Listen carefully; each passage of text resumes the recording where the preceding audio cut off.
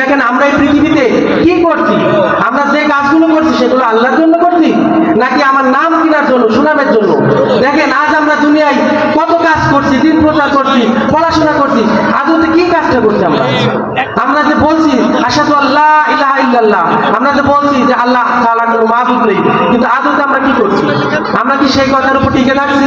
একটা জিনিস দেখেন, আমরা যে বলছি আল্লাহ ইলাহা ইল্লাল্লাহ, আমি সাক্ষ্য দিছি আল্লাহ ছাড়া কোনো মাবুদ নেই, দেখেন পাশাপাশি এই কথা বলার পরেও আমরা তাগুতের অনুসরণ করছি, তাগুতের কাছে মাথা নত করছি।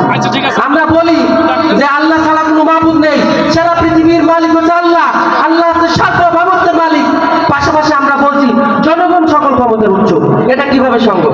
আপনি যে বলছেন জনগণ সকল ক্ষমতার উৎস, আপনি যে বলছেন যে জনগণের দ্বারা সবকিছু হয়, আচ্ছা আপনি একটু দেখেন না আপনার যে মত, এই মতের উপরে আপনি একবার ট্রায়াল দিয়ে দেখেন যে জনগণ যদি সকল ক্ষমতার উৎস হয়ে থাকে, তাহলে যে মহান আল্লাহ তাআলা প্রতিদিন পূর্ব দিক থেকে সূর্য উদিত করেন, সেই মহান আল্লাহ তাআলা ব্যতীত আপনারা যদি সর্ব ক্ষমতার উৎস হয়ে থাকেন, তাহলে একটা দিন একবারের জন্য পশ্চিম দিক থেকে সূর্যটা উদয় করে দেখান না কেন? আপনারা তো সকল ক্ষমতার উৎস, তাহলে এই সূর্যটা পশ্চিম দিক থেকে একদিন উদয় করে দেখান না কেন? কারণ সকল শক্তি তো জনগণের হাতে, জনগণ এই কাজটা একবার করে দেখুক না কেন? কারণ এটা পৃথিবী শুরু থেকে শেষ পর্যন্ত জনগণের দ্বারা কখনো সম্ভব নাই, কারণ এটা শুধুমাত্র আল্লাহর হাতে।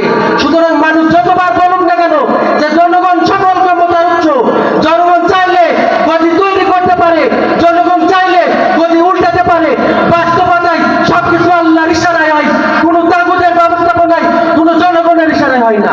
এটা আপনাদের বিশ্বাস করতে হবে। এই বিশ্বাসটা যদি আপনাদের মধ্যে না থেকে থাকে, আপনারা এক আল্লাহকে সর্বক্ষমতার উৎস, সর্বক্ষমতার মালিক যদি না মনে থাকেন, তাহলে আপনারা ভেবে থাকবেন আপনারা মুসলিম নয়। আল্লাহ বলছে আপনারা মুসলিম নয়। মহান আল্লাহ তাআলা কোরআনের একটি আয়াতের বিপক্ষে যদি আপনার মত চাই, আপনার ইচ্ছা চাই, আপনি আর মুসলিম থাকবেন না। সুতরাং আমি সকলকে আহ্বান করছি, পৃথিবীতে যতদিন বেঁচে থাকি সর্বমূলে আল্লাহ তাআলার হুকুম মানার জন্য নিজেকে নিয়োজিত রাখতে হবে। কোনো কাফের, মুশরিক, কোনো তাগুত, কোনো বেঈমানের কথা শোনা যাবে না। আপনি যদি মনে করেন যে দুনিয়াতে আমি পদদলিত হব, আমরা দুনিয়ায় ভয় পাচ্ছেন যে আমরা আল্লাহর কথা শুনলে আমার মারবে, আমার জেলাবে, জরিমানা হবে, কিন্তু প্রকৃত সফলতা পরকালে। সুতরাং আমি সকলকে আহ্বান করব, যে কয়দিন আমরা এই পৃথিবীতে বেঁচে থাকি মাথা উঁচু করে বাঁচবো এবং আল্লাহ দুনিয়ায় আল্লাহর দ্বীনকে প্রতিষ্ঠা করার জন্য সংগ্রাম করব এবং কোরআনের জন্য আমরা চেষ্টা করব, কোরআনকে বিজয়ী করার জন্য আমরা জীবন দেব। আল্লাহ যেন আমাদের সেই পথে নিয়োজিত রাখেন এবং কোরআনের পথে চলার জন্য আমরা শহীদ হই, তা আমরা আলিঙ্গন করার জন্য প্রস্তুত।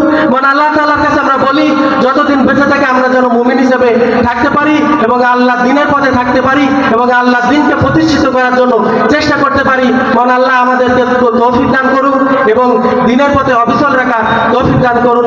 এই বলে আমি আমার সংক্ষিপ্ত আলোচনা শেষ করছি।